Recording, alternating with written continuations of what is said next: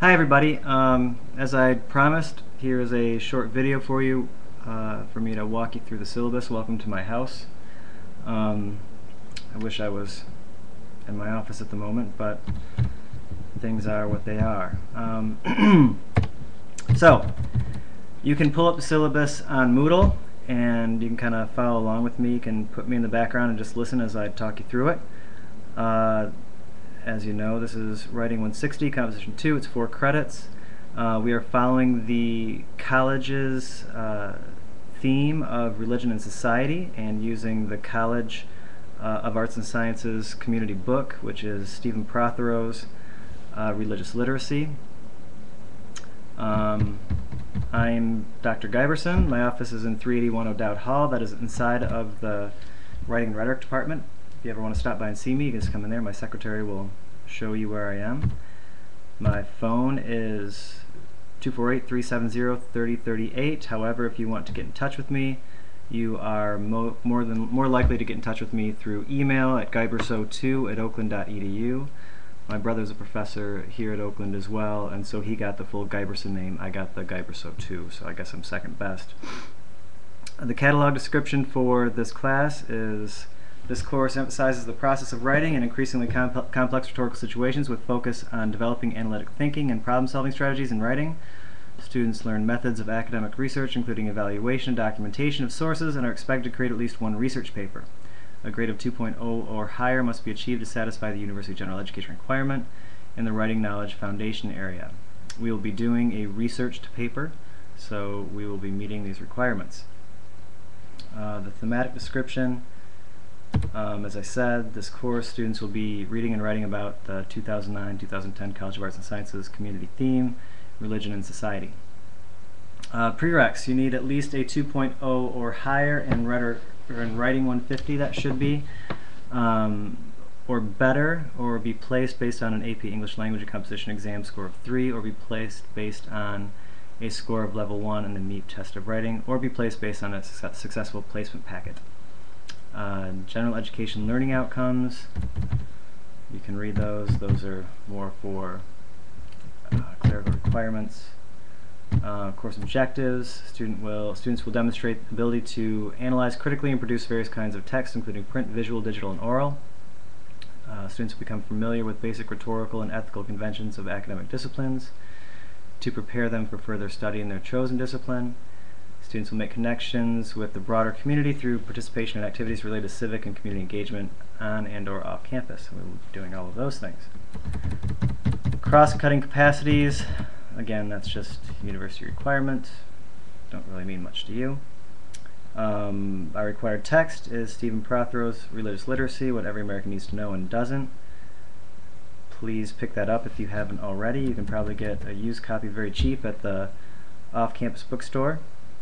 You'll also need to have daily access to Moodle and the internet, and I mean daily. You should check Moodle and or your Oakland email account once a day during the week, and if possible during the weekends, because I will be contacting you via email most of the time. Anytime I change Moodle, I will always email you to let you know that there's been a change.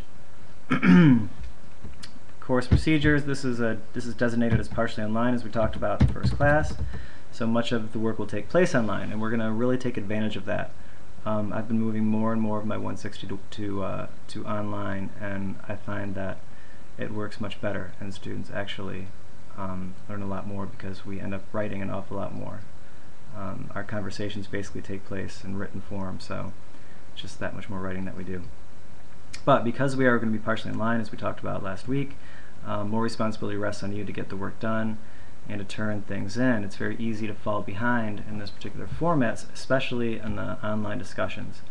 I spend a good deal of time looking at and evaluating online discussions, and I encourage you all to participate in those as much as possible. I give you Fridays and many other days where we don't meet in class to work on discussions specifically, so I have rather high expectations for those.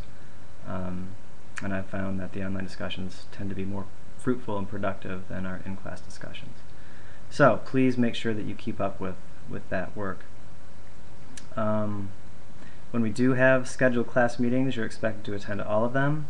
I will strictly adhere to the Writing and Rhetoric Department's attendance policy, which can be found here. There's not a link right there now, but there will be a link later on today. Assignments. As I said, discussion participation is number 1. For each of our readings, you'll engage in an online discussion with members of your group. To receive the minimum passing grade of 2.0, you will need to offer 3 significant posts for each assigned group of assigned readings. More than a couple sentences is what I mean by significant. To comment on each other's posts by saying, oh, I agree with so-and-so, or so-and-so was right, this doesn't really constitute a significant contribution to our discussion. So we're looking for thoughtful, engaging posts that respond to or expand the ongoing conversations. And I will begin conversations with prompts in our discussions, so I'll get you started, but the expectation is that you will take it from there, and I will interject myself into your discussions as I see fit to make sure that we're headed in a meaningful direction. So to get a 2.0 or higher, 3 significant posts. To get a 3 or higher, you'll need to post a minimum of 6 significant posts per week. So if you post 6 per week that are more than just I agree with so-and-so or I disagree with so-and-so, you will get a 3.0 in the discussions. That's it. If you are being very thoughtful and are contributing very well to our conversations, your grade then will go up from there.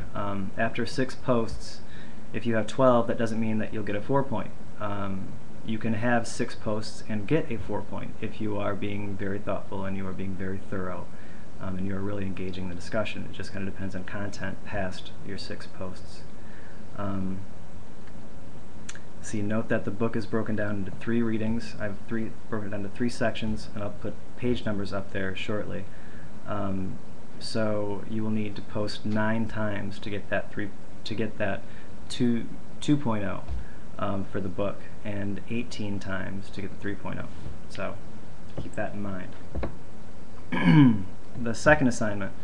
These are response papers. There are 2 of them. These papers, short papers, will allow you to organize your thoughts on the previous few weeks' worth of readings while providing initial content for your analysis paper. And there's a more thorough explanation online, which we'll discuss in class. The final project is an analysis paper. This is the major paper for the semester. You'll be formulating a topic based on our readings and discussions and offering an analysis of that topic. Your analysis will take the form of a persuasive essay, which includes secondary sources, research. We will have an introduction to the library this semester, and I'll talk about that in class and give you the dates for that, although it's already up on our class calendar. There will be reader responses, 3 of them. In other words, you'll be doing peer review of each of the essays that we write, and you'll offer significant responses to each of the 3 paper assignments for the project. A more thorough project description is available on Moodle. It's already up there. There will be a group presentation of religion in society, and it will be a visual text. In other words, this is not going to be a written paper that you put together with your group. It will be something other than that, something visual. And we will spend a good deal of time in class talking about that, and I'll be meeting with your groups several times as we work through the semester on that project. Finally, there's the online library tutorial. This is required of everybody in 160, and we will talk about this in class. Let's see, the grade determination, and this is all based on a 2.0 scale. For discussion participation, that's worth 20% of your final grade. Each of the response papers is worth 15%. The analysis paper is worth 25%. The reader responses are worth 5% each. The group presentation will be worth 10%. And then the library tutorial is just required for you to pass the course. So you need to take the tutorial if you want to pass. It's just a requirement. Academic conduct policy, cheating on exams, plagiarism, falsifying reports, records, and unauthorized collaboration, access or modifying computer programs are considered serious breaches of academic conduct. The OU policy on academic conduct will be strictly followed with no exceptions. You can see the university catalog